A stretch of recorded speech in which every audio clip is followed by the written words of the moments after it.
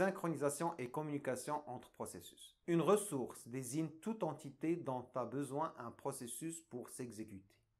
Elle peut être matérielle, processeur, périphérique, etc. ou logiciel, une variable, etc.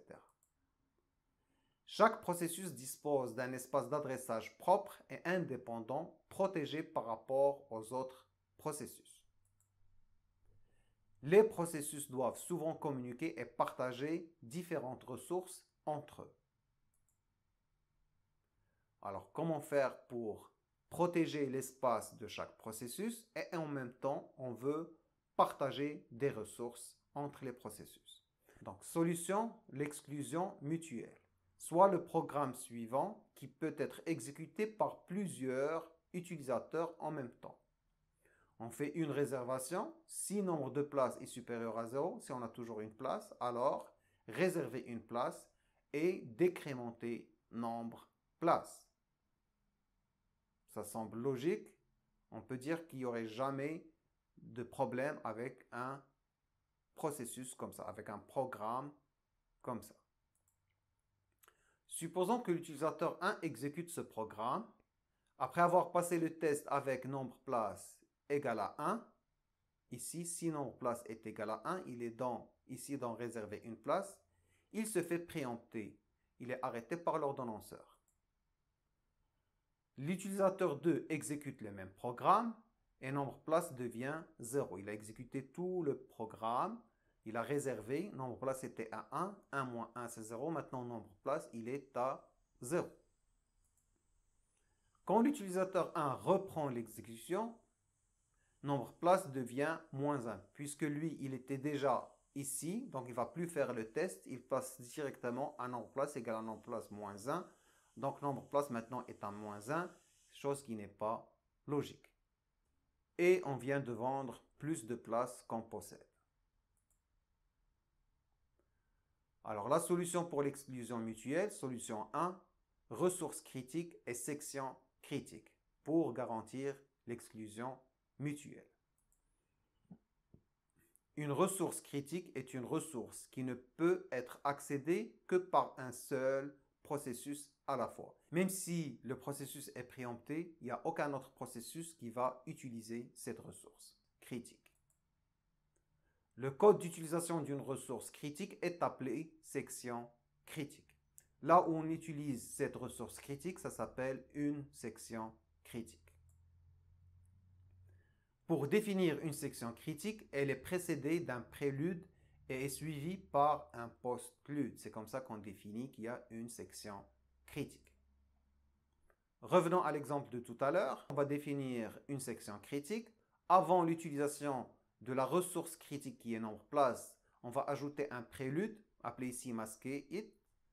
Et là, on va lâcher la ressource critique, on n'en a plus besoin, on ne va plus l'utiliser. On va mettre un postlude. Ici, il est appelé démasqué it. Comme ça, après cette instruction, la section n'est plus critique.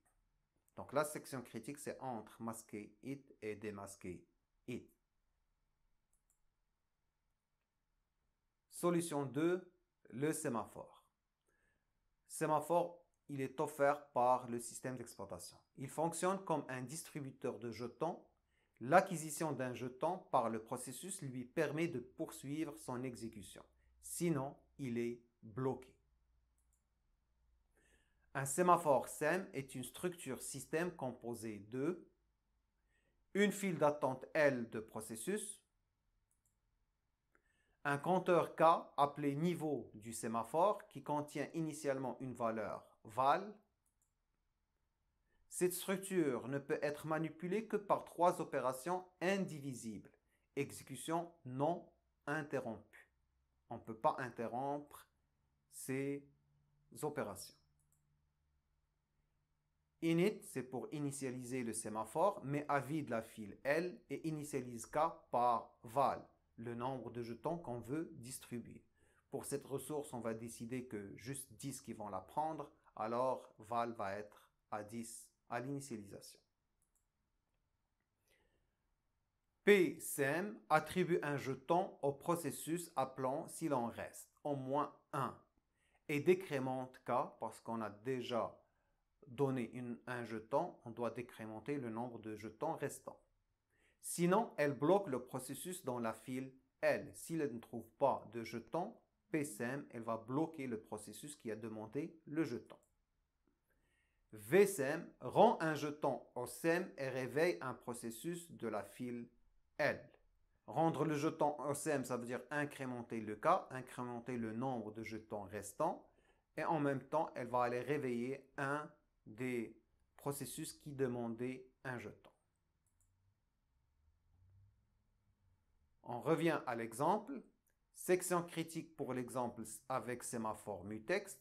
Alors au départ, on va initialiser le mutex ici à 1. Parce qu'on veut que juste 1 accède à la fois. On a un seul jeton. Réservation, quand le premier processus s'exécute, donc pmutex, là, il va trouver qu'il y a un jeton qui reste. On va lui attribuer ce jeton. S'il y a un deuxième processus qui exécute cette section, il va trouver pmutex. Et comme le K est devenu A0 à cause du premier processus, pmutex, elle va prendre ce deuxième processus et elle va le mettre dans la file d'attente L. Donc, si notre place est supérieure à 0, alors on fait une réservation. Et quand le premier processus qui est entré, il sort, donc vmutex, il va incrémenter le K. Donc, au lieu de 0, on va encore avoir 1 dans le mutex. Et il va aller réveiller le deuxième processus qui était dans la file d'attente. Et là, il va venir pmutex, il va trouver 1. Alors, il va faire ce code, sinon place est supérieure à 0. Et comme ça, il n'y aura pas deux processus qui vont accéder en même temps à cette zone critique. L'interblocage avec le sémaphore. Le sémaphore offre une solution à l'interblocage. Quand processus 1 possède la ressource 1 et attend la ressource 2, alors que processus 2 possède la ressource 2 et attend la ressource 1. La solution consiste à utiliser des sémaphores pour la demande de chaque ressource et que les demandes de ressources soient toujours dans le même ordre. Même si le processus 2 a besoin de R2 avant R1, il demande toujours R1 et après ça, il demande R2. Donc, processus 1. Donc, si le processus 1 exécute PSR1, on sait que pour SR1, on a fait un 1 pour mutex. Donc, il peut accéder, il va décrémenter le 1, il est à 0, il peut passer à PSR2. Maintenant, le processus 2, même s'il a besoin de la ressource 2 en premier, il demande SR1 en premier. Il fait PSR1 et cette fois-ci, le PSR1, il va mettre processus 2 dans la file d'attente L parce qu'il va trouver à 0 le mutex. Il est échangé ici. Donc, quand lui, il termine, il va libérer la ressource 2 en premier, mais lui, il attend toujours la ressource 1.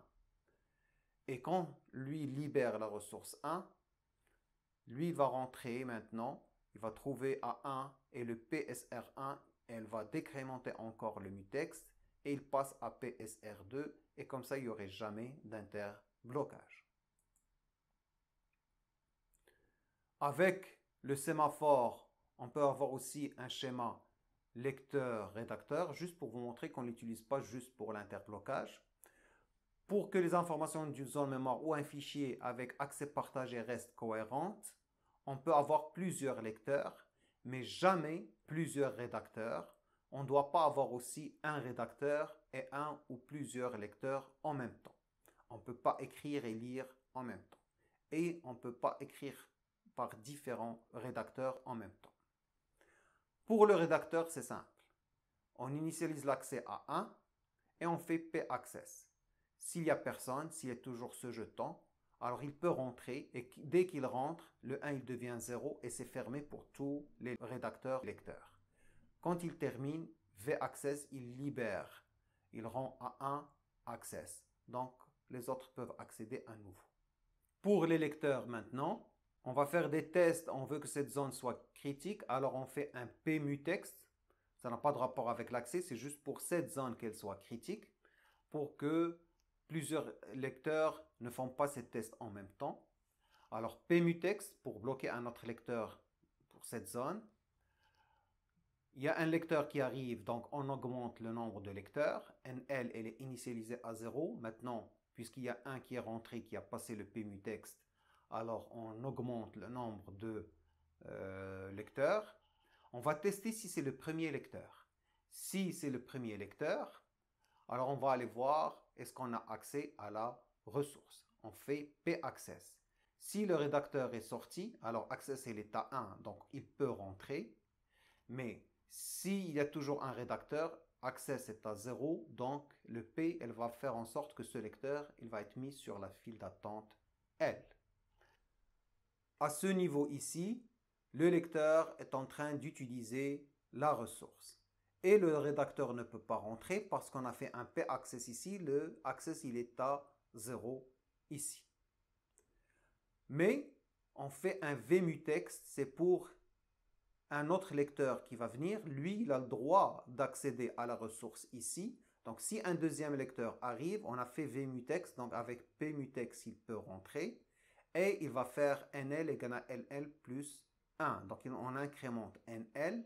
Est-ce qu'elle est égale à 1? Non, parce qu'on a déjà un lecteur qui est déjà rentré. Donc, le deuxième, le troisième et tous les lecteurs qui viendront après, ils ne vont pas faire ce paccess.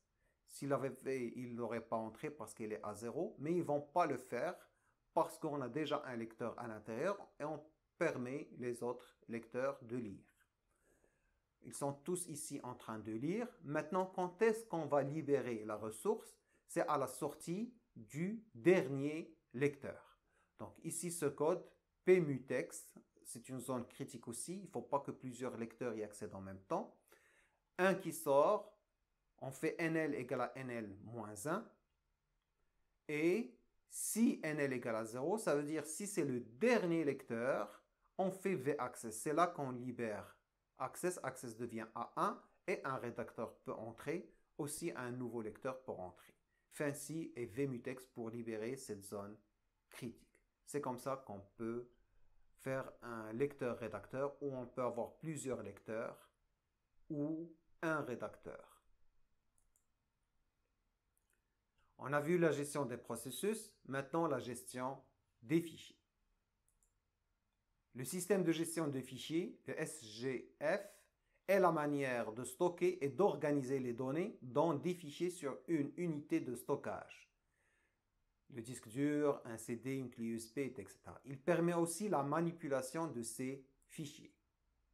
Il offre à l'utilisateur une vue abstraite sur ces données et permet de les localiser à partir d'un chemin d'accès. Pour l'utilisateur, il y a un répertoire racine qui contient des sous-répertoires qui contiennent à leur tour des fichiers et des sous-répertoires. Ça, c'est la vue logique de l'utilisateur. Physiquement, les données sont stockées dans des blocs qui est la plus petite unité que le périphérique de stockage est capable de gérer. On ne va pas gérer un bit par bit, mais on va gérer des blocs par bloc. Le SGF permet d'associer un nom de fichier à l'ensemble des blocs qui composent ce fichier. Alors, la vue de l'utilisateur, c'est un fichier logique. Le fichier logique correspond à la vue que l'utilisateur a de la conservation de ces données. D'une part, un type de données standard défini dans les langages de programmation sur lequel un certain nombre d'opérations peuvent être réalisées, création, ouverture, fermeture et destruction.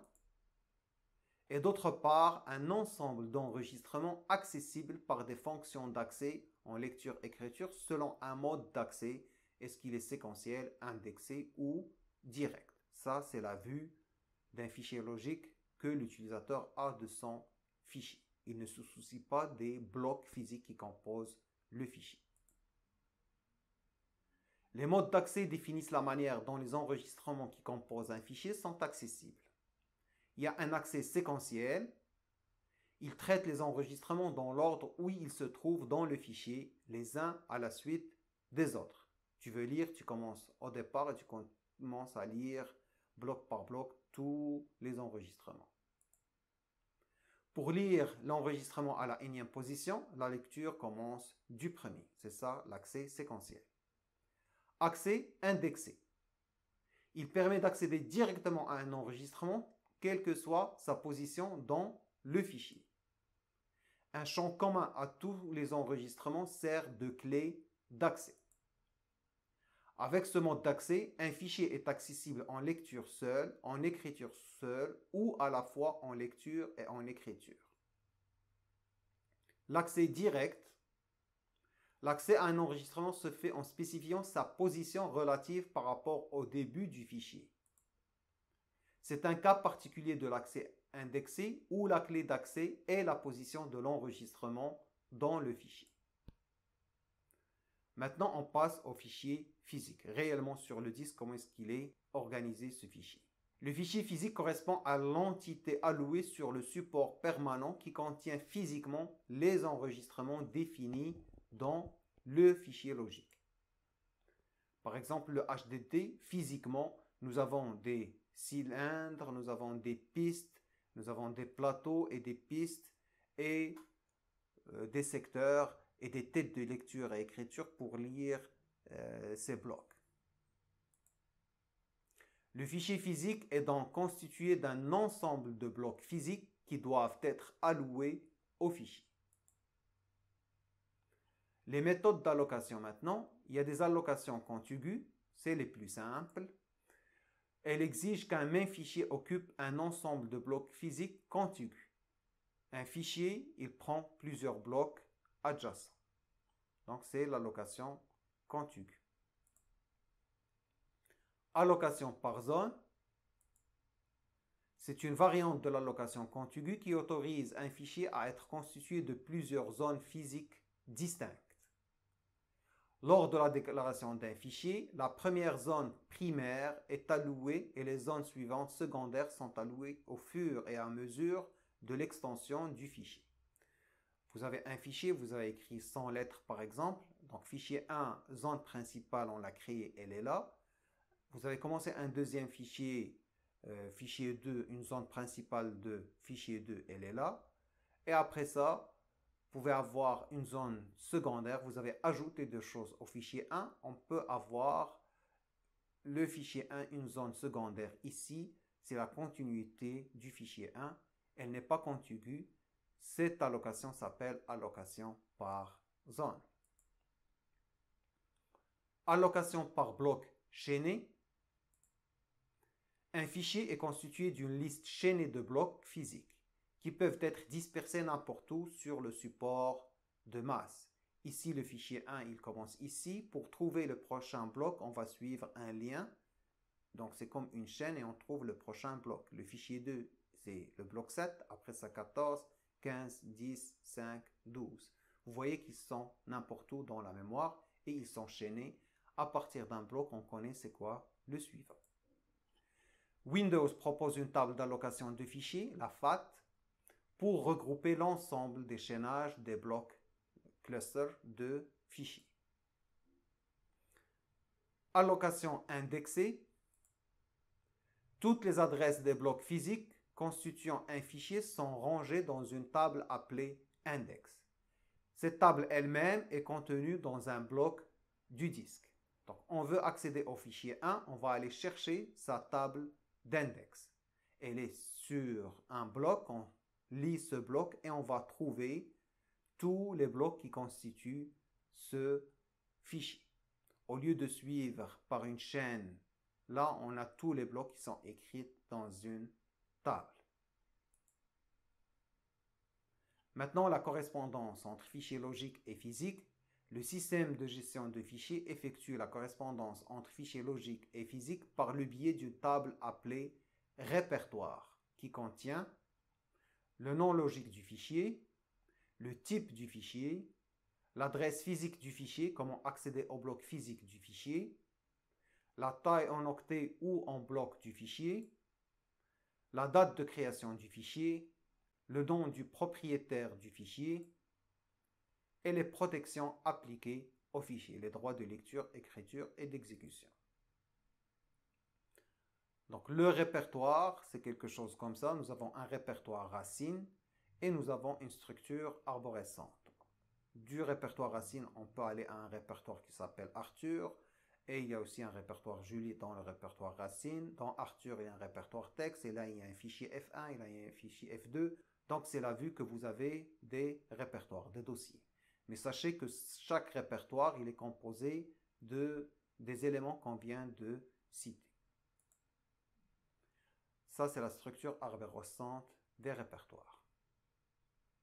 Maintenant, la notion de volume ou de partition.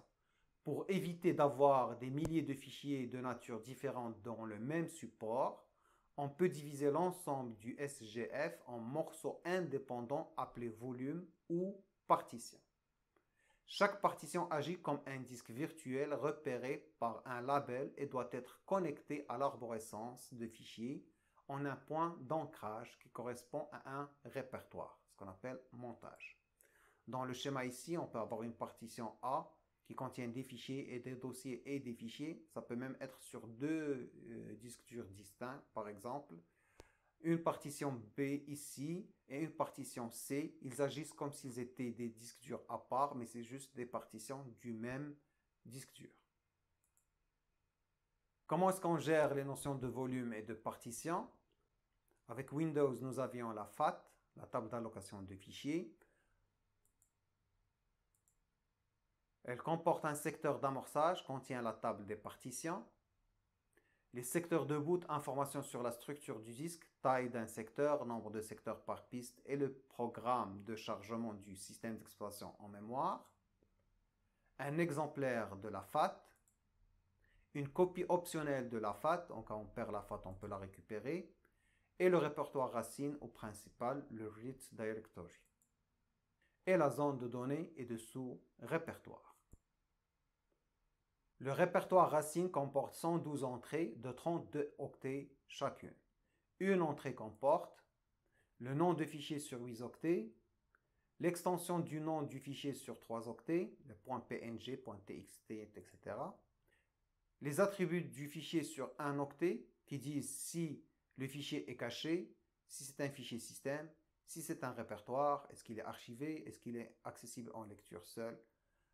Et un champ de 10 octets réservé à DOS, l'heure de dernière écriture du fichier sur 2 octets, la date de dernière écriture sur 2 octets, le numéro du premier bloc constituant le fichier sur 2 octets, les autres accessibles via la FAT, la taille en octets du fichier sur 2 octets. Maintenant, Windows utilise la NTFS, New Technology File System. Elle est composée d'un secteur d'amorçage, la Master File Table, la MFT, les fichiers et une copie de la Master File Table. Au cas où on la perd, on peut la récupérer. Le bloc d'amorçage, code permettant d'initialiser le système. La MFT, information nécessaire pour retrouver les fichiers existants dans la partition. Une zone de données où les fichiers stockent leurs attributs qui ne peuvent être contenus en totalité dans la MFT et une copie de la MFT. Sous Unix cette fois-ci, les partitions sous Unix. Un fichier est représenté physiquement par un descripteur stocké sur le disque appelé inode, le INE. Le INE d'un fichier contient toutes les informations concernant ce fichier, identificateur du propriétaire, type de fichier, permission d'accès, date d'accès et la table d'index de 13 entrées permettant de trouver les blocs de données alloués au fichier. Dans ce contexte, un répertoire Unix est un fichier à part entière, décrit par un INE qui contient comme données la liste des fichiers appartenant au répertoire avec le numéro d'INE qui leur est associé.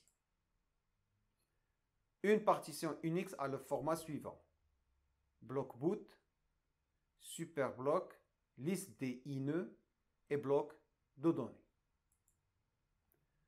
Bloc de boot, code permettant d'initialiser le système.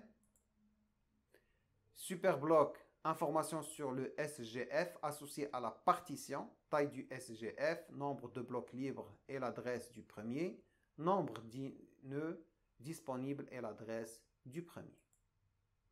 La liste des inodes alloués à des fichiers dans le inode du répertoire racine de la partition qui est le répertoire à partir duquel la partition est accessible à l'utilisateur après l'opération du montage.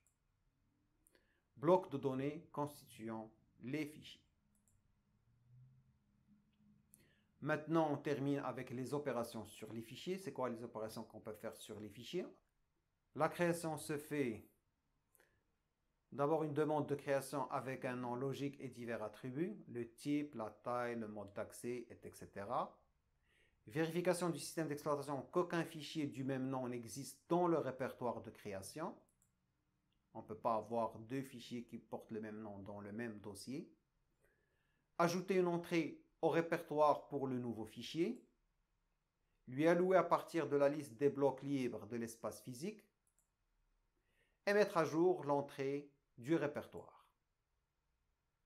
Maintenant, pour ouvrir un fichier, demande d'ouverture par un nom logique et selon un mode d'accès. Chercher le fichier dans le répertoire. Vérifier la compatibilité du mode d'ouverture demandé avec les droits d'accès. Chercher l'adresse physique au début du fichier. Toutes les informations concernant le fichier contenues dans l'entrée du répertoire sont copiées dans une structure dans la RAM appelée descripteur de fichier ou bloc de contrôle de fichier, le BCF, pour éviter un autre accès au disque. Si vous appelez une autre fois ce fichier, pas la peine d'aller chercher sur le disque, il faut utiliser juste le BCF. L'association entre fichier logique et physique est faite par le biais du BCF. Maintenant, la fermeture. Rompre la liaison entre le fichier logique et physique. Le BCF est copié sur le disque dans l'entrée du répertoire correspondante s'il a été modifié durant son existence en mémoire. Une fois copié sur le disque, le BCF qui était dans la mémoire est détruit.